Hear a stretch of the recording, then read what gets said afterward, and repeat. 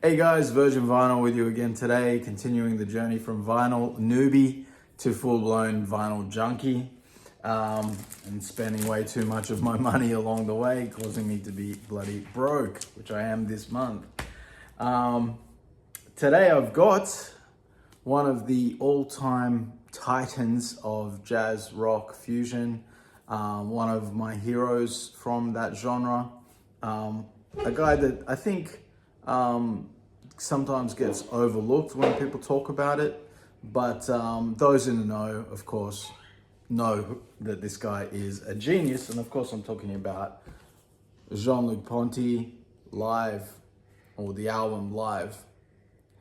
So the other day I was showing you Mahavishnu Orchestra, Between Nothingness and Tomorrow and Eternity, and the live album, and I said that, you know, it's really interesting how for a genre of music that is so improvisationally driven and, you know, really at its peak in the live performances, there are so few live albums from that era and from those great bands.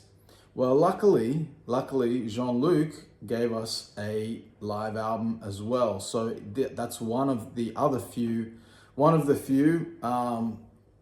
that exist, and it's a great one. It's a truly great one. So there's the cover there. On the back is Jean-Luc himself with his lovely tennis hat. I don't know what he needs that for, but maybe it's like some sort of metaphor for, like hitting the solos back and forth to each other between the players or something like that. But you have a great cast of characters here. Jean-Luc himself, obviously, Ralph Armstrong, the great, really underappreciated, underrated genius bass player from the 70s, who also is famous for playing with Mahavishnu Orchestra on on the second version of the band, right? Including on my favorite album of all time, Visions of the Emerald Beyond. You've got here the great Alan Zavod on keyboards, Casey Shurell on drums and percussion, Jamie Glazer on guitars, and Jacqueline Levano on guitars as well. What's interesting is that Jamie Glazer actually got the job with Jean-Luc Ponty basically through, I think, Alan Holdsworth, because Alan had to, he couldn't commit to all the touring, and he wanted to do, by the time he'd sort of done his stuff with, well,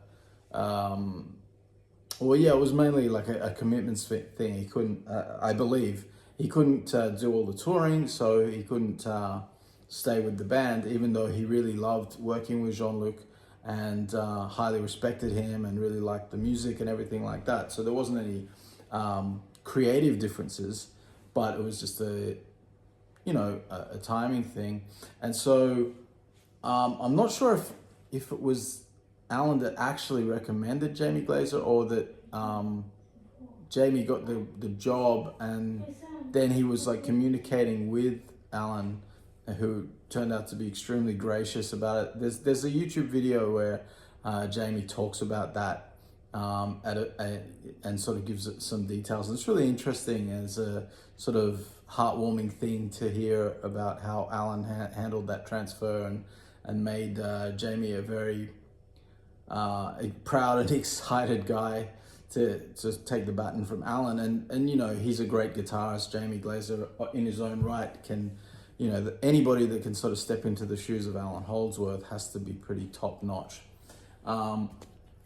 This album is, you've got stuff here from Imaginary Voyage, you've got stuff here from Enigmatic Oceans, you've got stuff here from Aura, and it's absolutely, it's a great album. This is a 1979 Atlantic Records version from the US. I'm not sure if that's original pressing or not. I guess the original owner stamped his details there on the back of it.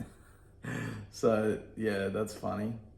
But you know, like, first of all, this is recorded beautifully. It's got a great sound. It sounds huge. The band is absolutely rock solid tight. Like, there's really no cracks here. This is really perfection.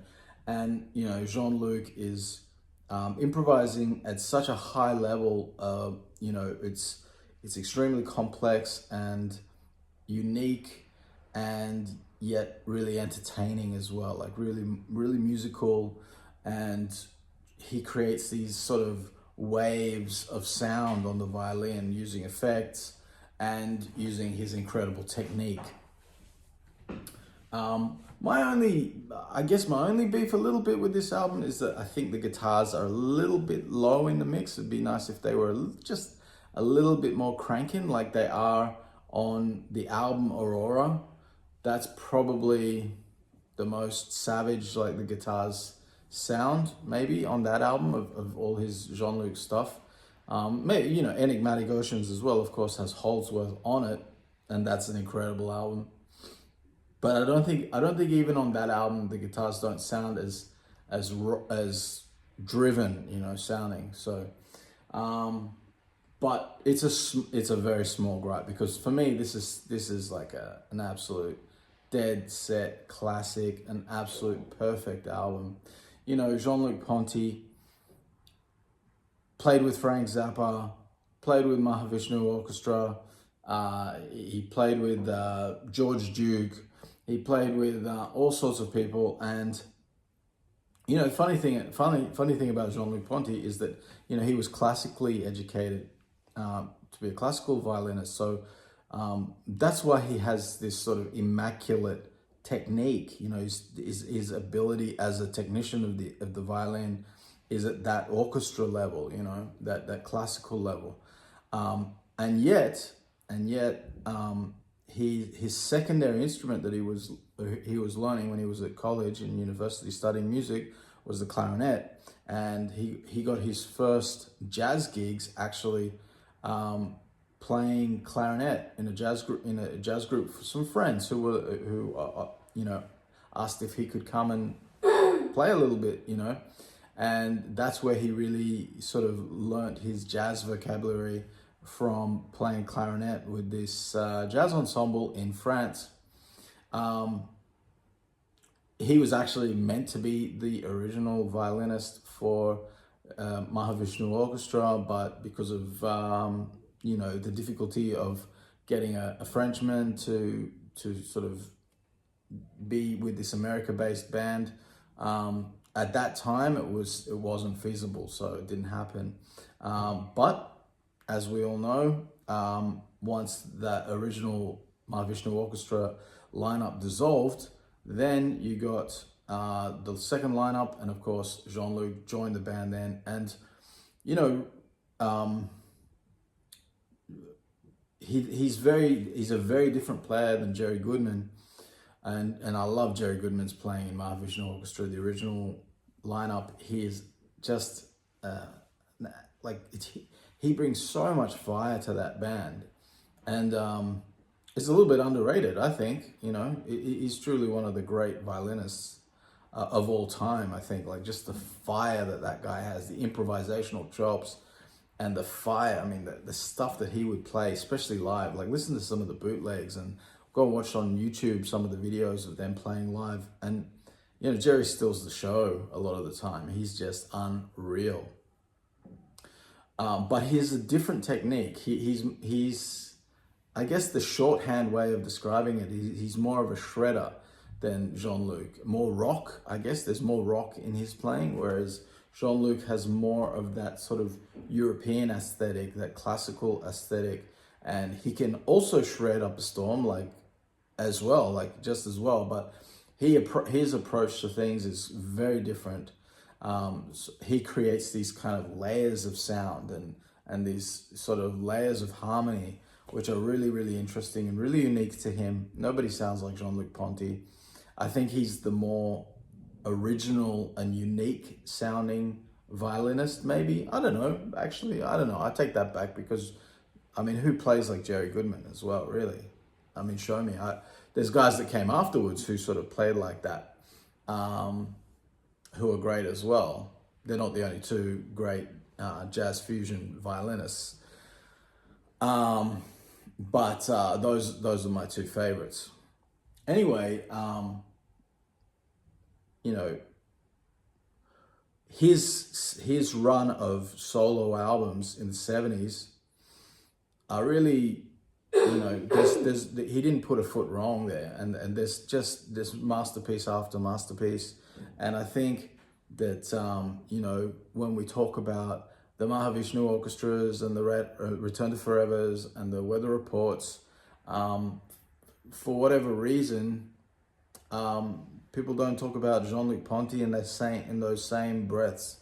And I think they should, because, you know, I think those albums are as important and as excellent as all of that stuff. And all of that stuff is my favorite music too. So, you know, Mahavishnu is my favorite band. Return to Forever, I grew up on that stuff. I love it, right? But this guy, absolute legend. I love his stuff, and this album is fantastic. If you've missed out on it because it's a live album, some people have a bit of a thing with live albums. But if you're into improvisational music, I don't see how you can have a problem with live jazz. And, you know, like, that's where you get the best stuff, really. And, you know, if you're a jazz fan, especially like, you know, old jazz, like almost everything was recorded live in the studio anyway, you know. So you're basically every jazz album, you know, well, a huge percentage of them anyway are live in the studio anyway. So, but when you're performing, there's something about when you're a performer and you perform in front of people, in front of an audience, and you have to get your music across. It creates a whole nother energy, and it's a wonderful thing when you pull it off. And, you know, these guys are top tier musicians, musical geniuses, and they pull it off big time. Anyway, guys, that's it for today. Thanks for watching. Hit the subscribe button, and I'll see you tomorrow. Bye.